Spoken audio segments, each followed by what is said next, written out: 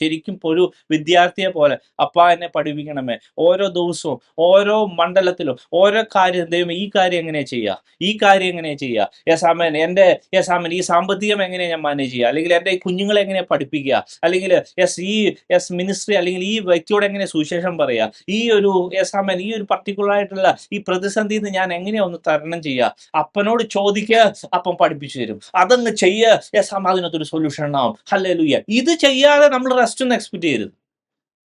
യേശുവിന്റെ സിസ്റ്റം ഇങ്ങനെ ഇങ്ങനെ, അതായത് നിങ്ങൾ പഠിക്കാൻ തയ്യാറാണോ, കേൾക്കാൻ തയ്യാറാണോ, I will tell you, I will give you solution, that's it. അപ്പൊ ഏതെങ്കിലും ഒരു ആട് വിചാരിക്കുക, യെസ് എനിക്ക് ഈ ഇടയനെ വേണ്ട, yes I know how to handle it, I know how to yes defeat this, ഈ വൂൾഫിനെ അല്ലെങ്കിൽ ഈ ചെന്നായ എങ്ങനെയാ യെസ് ആമേൻ ഈ ഡിഫീറ്റ് ചെയ്യാമെന്ന് ഏതെങ്കിലും ഒരു ആട് വിചാരിച്ചിട്ട് യെസ് ഇടയൻ കാണാതെ അവൻ തന്നെ ഫൈറ്റ് ചെയ്യാൻ പോയി എങ്ങനെ ഇരിക്കുമോ അങ്ങനെ ഇരിക്കും നമ്മൾ ഈ പറഞ്ഞ മാതിരി ഓരോ പ്രതിസന്ധിയും യെസ് ഹാൻഡിൽ ചെയ്യാൻ നമ്മളായിട്ട് ശ്രമിച്ചാൽ.